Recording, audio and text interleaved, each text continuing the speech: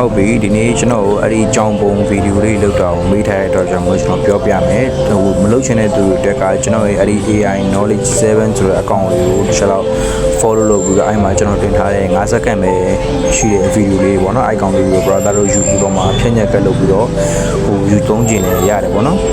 ဟုတ်ပြီအဲ့တော့ကျွန်တော်ကိုလုပ်ရှင်တဲ့လူတွေအတွက်ကိုကျွန်တော်ပြောပြမယ်ဒီနေ့ကတော့ကျွန်တော်ပုံလုပ်တာပဲအရင်ပြောပြမယ်နော်ပုံလုပ်တာတော့မှဟိုကြားတယ်ပေါ့နော်ကျွန်တော်အဲ့ဒီဗီဒီယိုလုပ်တာနဲ့စပူကြားတော့မှမလို့ကျွန်တော်ဒီနေ့ပုံလုပ်တာပဲပြောပြမယ်အဲ့တော့ကျွန်တော် ChatGPT ကိုဝင်နိုင်နော်ကျွန်တော် ChatGPT ရဲ့ဝင်ပြီးသွားရင်ပြီးရင်တော့ကျွန်တော်အဲ့မှာဟိုပေါ့နော်စာလေးရိုက်ထည့်တယ်ပေါ့ကျွန်တော်လုပ်ပြမှာဒီနေ့ကြောင်ခလေးနဲ့ကြောင်ဖီကြောင်သွားနေတဲ့ပုံဆိုတော့အဲ့တိုင်းရေးလိုက်တယ်ပေါ့နော်ကိုလိုချင်တဲ့ပုံစံအဝတ်စားအားရတဲ့အကုန်လုံးကိုကျွန်တော်ထည့်ရေးလိုက်တယ်ထည့်ရေးပြီးသွားရင် AI ကြောင်ပုံဖြစ်အောင်လုပ်ပေးပါလို့ပြောပါပြီးရင်သူ့ကို prompt ရေးပေးပါဆိုတဲ့စာသားလေးထည့်ပါနော် PR1 prompt ဆိုတဲ့စာသားလေးထည့်ပြီးနော်အဲဆိုရင်သူ prompt ထုတ်ပေးလို့ကျွန်တော်တို့အဲ prompt ထုတ်ပေးတဲ့ဟာကိုဘာလို့မလုပ်ဆိုရင်ကျွန်တော်တို့က notebook ထဲမှာတွားပြီးတော့ပုံလုပ်ခိုင်းရမယ်အဲ့အတွက်ကြောင့်မလို့သူ prompt ထုတ်ပေးတာတို့စောင့်လိုက်စောင့်ပြီးတော့ကျွန်တော်တို့အဲ့ဒီစာသားလေးကိုပေါ့နော် select လုပ်ပြီးတော့မှကျွန်တော်တို့ copy ယူလိုက်ပ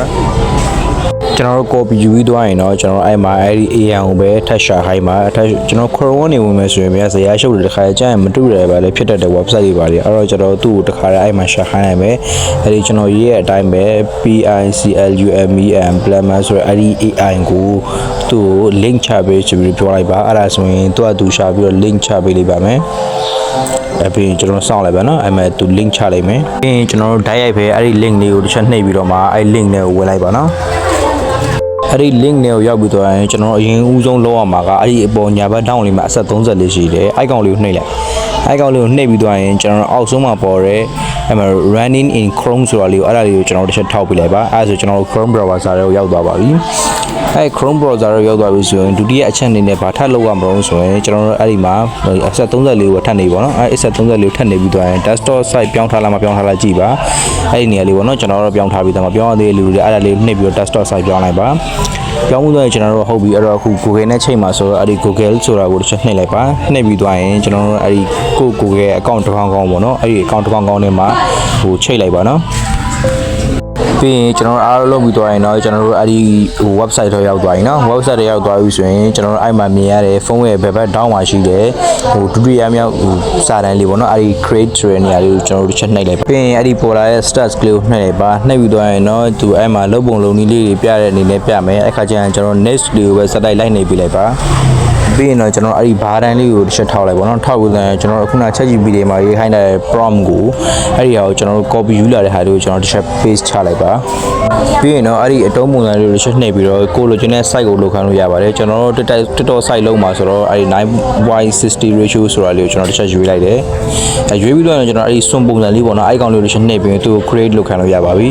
အဲ့ဒီ wine လေးလေးနေခဏစောင့်လိုက်ပေါ့နော်စောင့်ပြီးတော့ကိုလိုချင်တဲ့ပုံလေးရပါပြီဘယ်တော့မှမကြောက်10 second လောက်ပဲကြာတယ်ခဏပဲပြီးရင်တော့ကျွန်တော်တို့အဲ့ဒီမှာကအဲ့ဟို save လုပ်တဲ့နေရာလေးပါတယ်ပေါ့နော်အဲ့မြားပြတ်ထားတဲ့နေရာလေးတစ်ချက်ထောက်လိုက်ရင်ကျွန်တော်အဲ့မှာတခါတည်းသူကပုံကို download ဆွဲလိုက်ပြီဒါပေမဲ့ကျွန်တော်ဒီထုတ်ပေးထားတဲ့ပုံကိုသိသဘောမကျသေးဘူးပေါ့နော်သဘောမကျတဲ့အတွက်ကျွန်တော် ChatGPT ကိုပြန်သွားမယ်ပြီးရင်ကျွန်တော်ခုနပို့ထားတဲ့မြန်မာလိုပို့ထားတဲ့စာလေးကိုပဲကျွန်တော်တစ်ချက် copy ပြန်ယူလိုက်မယ် copy ပြန်ယူပြီးတော့ကျွန်တော်ထဲမှာပဲ paste ပြန်ချပြီးတော့ကိုထပ်ဖြည့်ရှင်တာလေးပေါ့နော်အဲ့မှာကျွန်တော်စိတ်တိုင်းမကျတာလေးဖြည့်ရှင်တာလေးကိုကျွန်တော်ထပ်ပြီးစာနဲ့ရေးတယ်ရေးပြီးတော့သူ့ကိုကျွန်တော် prompt မှာထပ်ပြီးဖြည့်ပြီးပါဆိုပြီးတော့ထပ်ပြောလိုက်တယ်ပြီးတော့ရင်တော့သူကျွန်တော် prompt ထပ်ရေးပေးတယ်ပေါ့နော် icon လေးကိုပဲကျွန်တော်ခုနလိုပဲ select လုပ်တယ် select လုပ်ပြီးတော့ကျွန်တော် copy ယူလိုက်တယ်ပေါ့နော်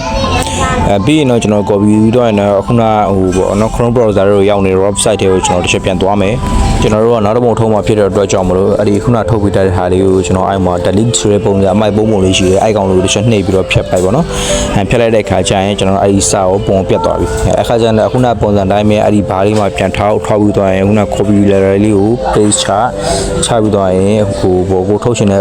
ပုံ site ကိုကြည့်ပြီးရင်တော့အဲ့ဒီ create ဆိုတဲ့လူနှိပ်ပြီးရင်ခဏစောင့်လိုက်ရင်ပုံထက်ကြလာပါပြီကျွန်တော်လိုချင်တာကဒီလိုပုံမလို့အဲ့ဒီပုံကျွန်တော်ကြိုက်တဲ့အတွက်အဲ့မှာကျွန်တော် save ဆိုတဲ့ဟာလေးကိုမြားလေးပြထားတဲ့အတိုင်းလေးပဲနှိပ်လိုက်ပါတယ်